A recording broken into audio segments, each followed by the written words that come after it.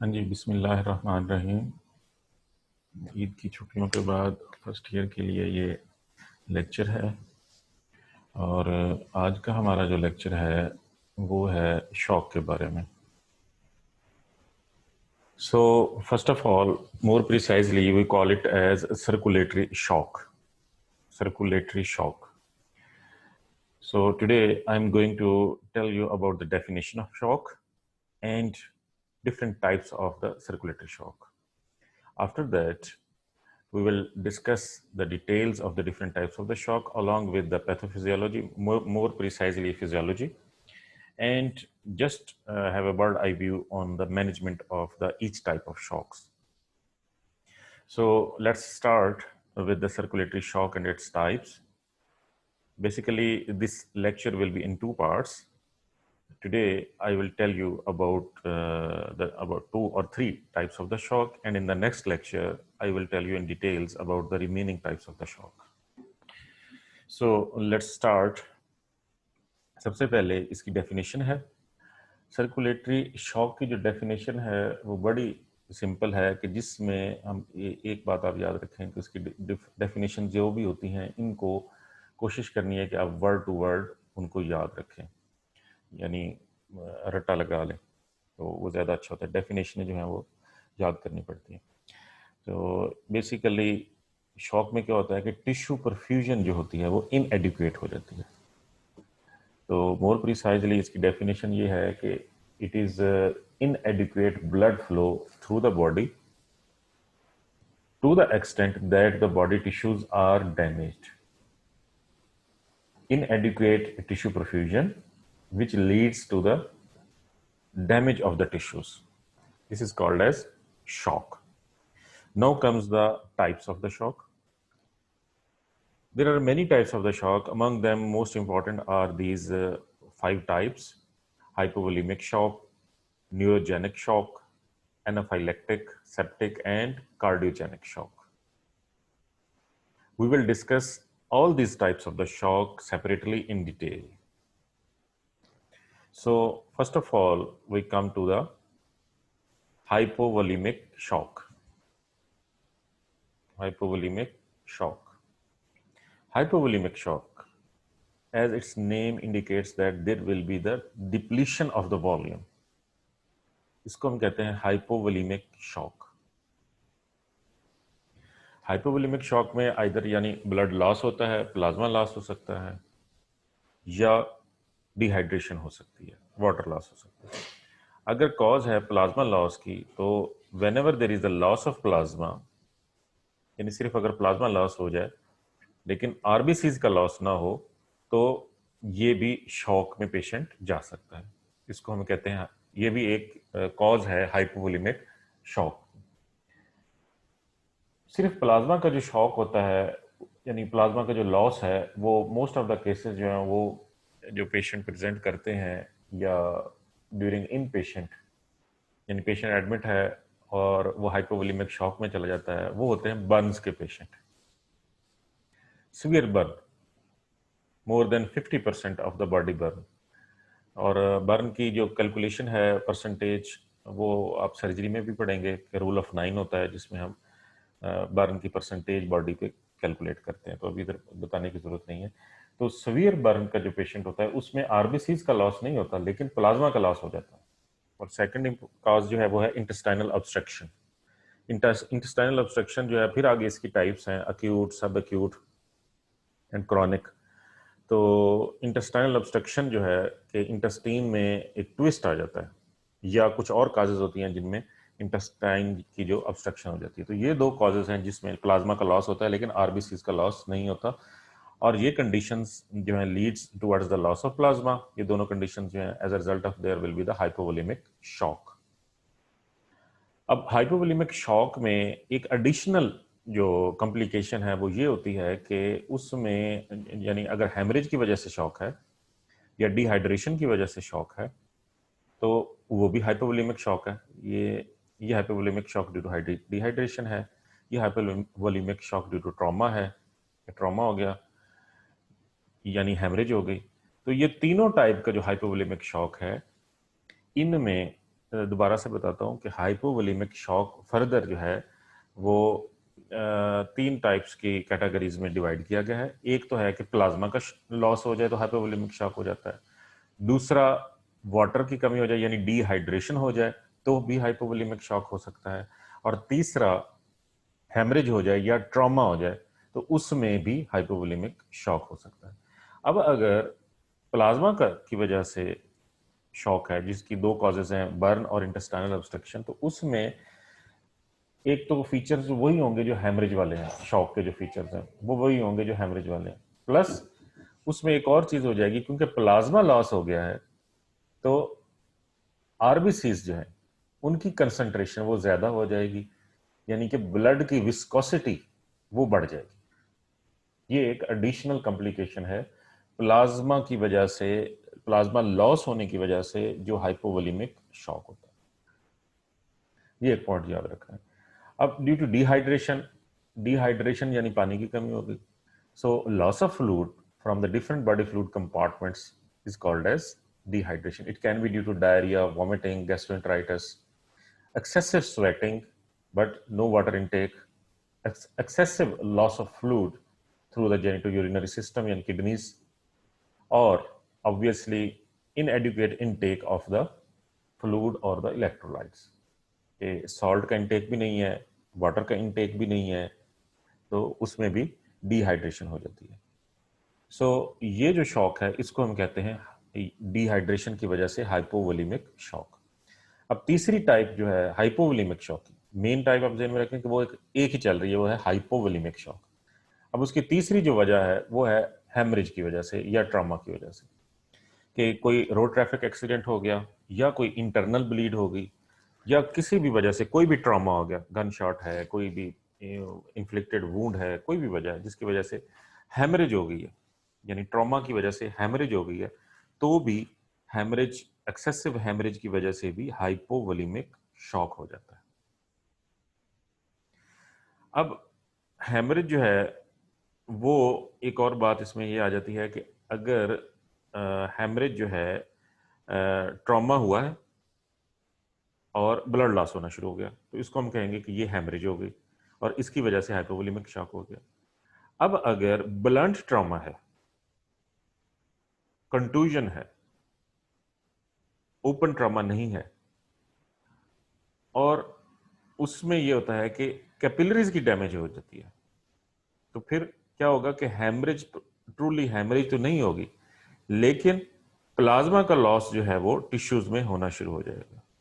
इसके नतीजे में ये जो पहली जो किस्म थी प्लाज्मा जिसमें वॉल्यूम डिक्रीज हो जाता है, ये अब उसमें की तरफ चली गई, तो इसमें भी हाइपोवोलेमिक शॉक होता है। दोबारा से बताता हूं कि hypovolemic shock caused by trauma, एक तो उसमें ये हो जाएगा कि हेमरेज हो जाएगी, कि ब्लड लॉस हो गया, हेमरेज हो गई तो हाइपोवोलेमिया हो गया और वो पेशेंट शॉक में चला गया।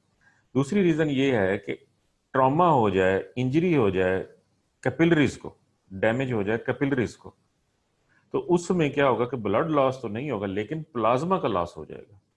तो प्लाज्मा का जब लॉस होगा तो हाइपोवोलेमिक शॉक हो जाएगा, जैसे ये वाला था, ये प्लाज्मा का शॉक, जैसे सीवियर बर्न हुआ या इंटेस्टाइनल ऑब्स्ट्रक्शन हुई, इसमें भी कैपिलरीज की कंटूजन हो गई, कैपिलरीज भी साथ इंटेस्टाइनल ऑब्स्ट्रक्शन में, उनको भी ट्रामा हो गया, उनको भी ट्विस्ट आ गया, तो ऐसी सूरत हाल में जो है प्लाज्मा का लॉस होगा और it will lead towards the hypovolemic shock.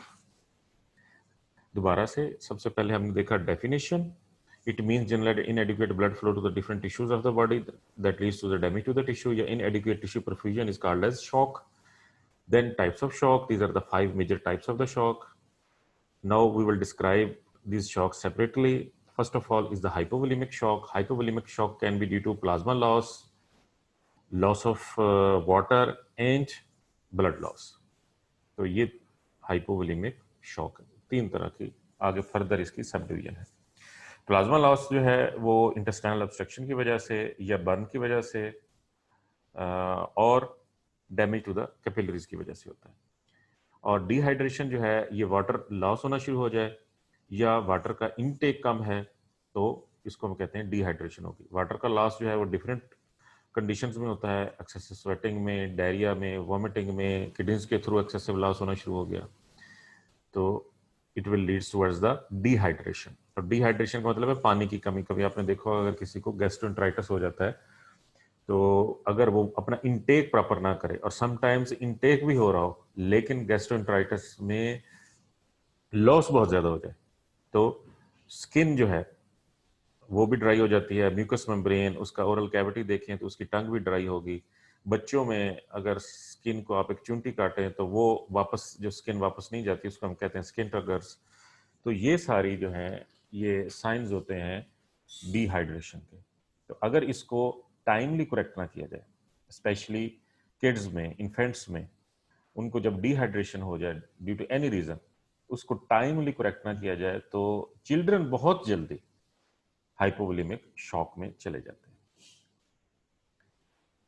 ये थोड़ी सी पैथोफिजियोलॉजी है हाइपोवोलेमिक शॉक की, कि हाइपोवोलेमिया हुआ, decreased venous return, decreased preload, decreased cardiac output, फिर हाइपोटेंशन में चला जाएगा, ब्लड प्रेशर फॉल करना शुरू हो जाएगा, इनएडिक्वेट टिश्यू परफ्यूजन हो जाएगी। जब टिश्यूज को प्रॉपरली ब्लड नहीं मिलेगा, उनकी परफ्यूजन जो है वो प्रॉपर नहीं होगी, तो वो टिश्यू डैमेज हो जाएंगे, जिसके नतीजे में ऑर्गन डिसफंक्शन हो जाएगा।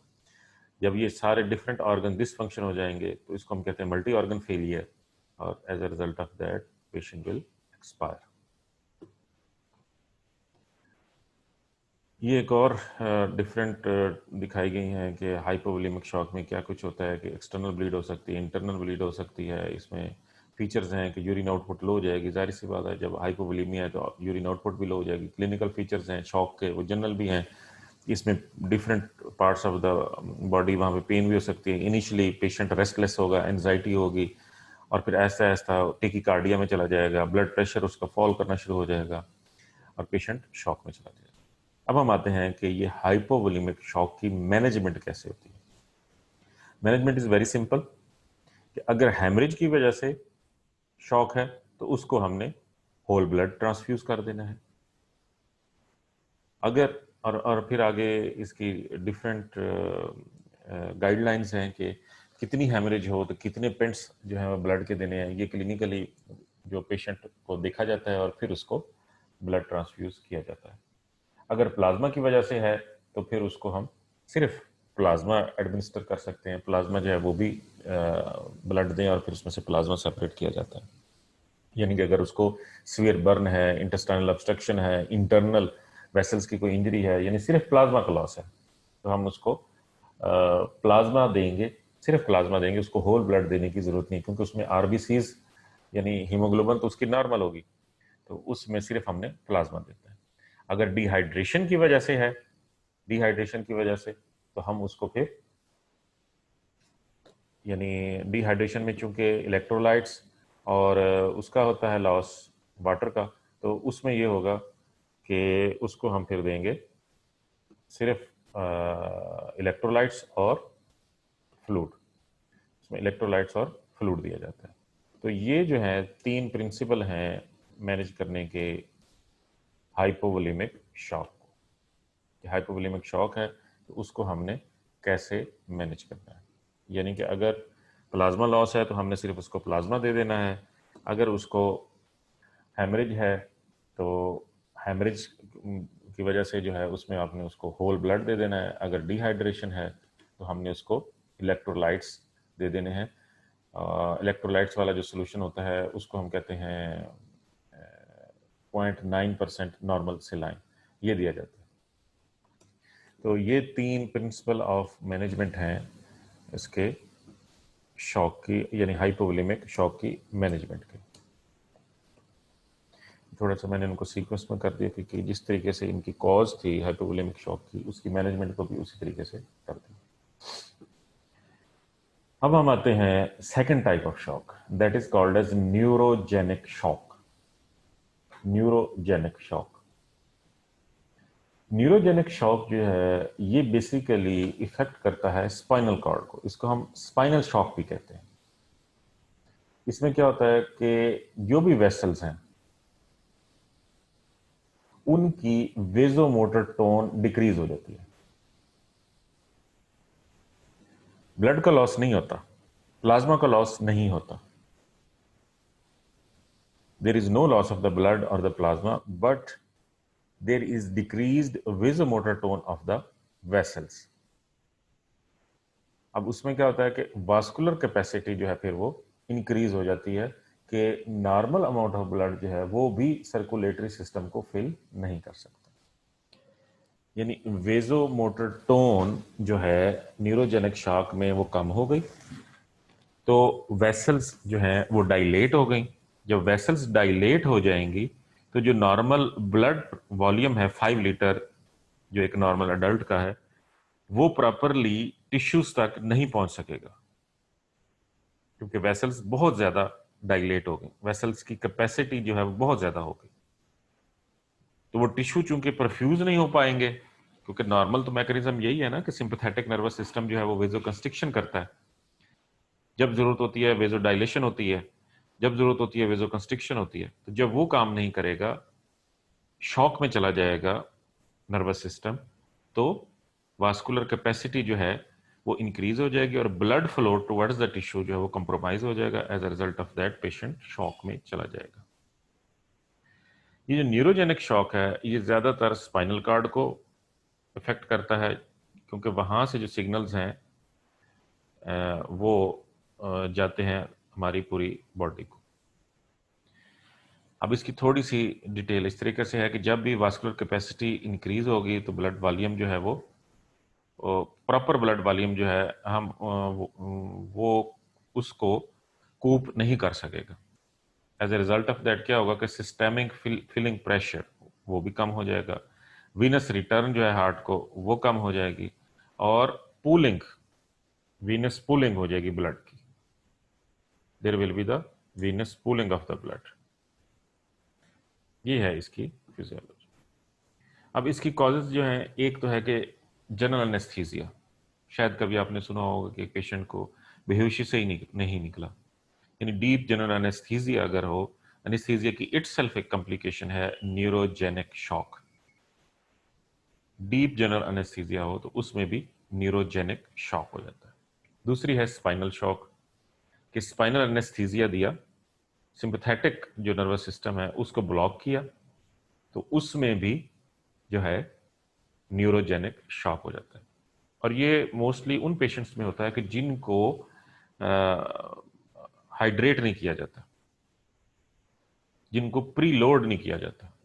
प्री लोड का मतलब ये है कि स्पाइनल एनेस्थीसिया देने से पहले उसको कोई हाफ से 1.5 लीटर अगर फ्लूइड हम दे दें, तो जब स्पाइनल एनेस्थीसिया देंगे जिसकी वजह से सिंपैथेटिक आउटफ्लो ब्लॉक होगा और वेसल्स डायलेट होंगी और उनकी कैपेसिटी इंक्रीज हो जाएगी, तो पेशेंट जो है उसके पास ऑलरेडी प्री लोड हमने चूंकि दिया होगा 1 लीटर के करीब फ्लूइड, तो वो पेशेंट जो है वो स्पाइनल शॉक में नहीं जाएगा। इसको हम कहते हैं स्पाइनल एनेस्थीसिया।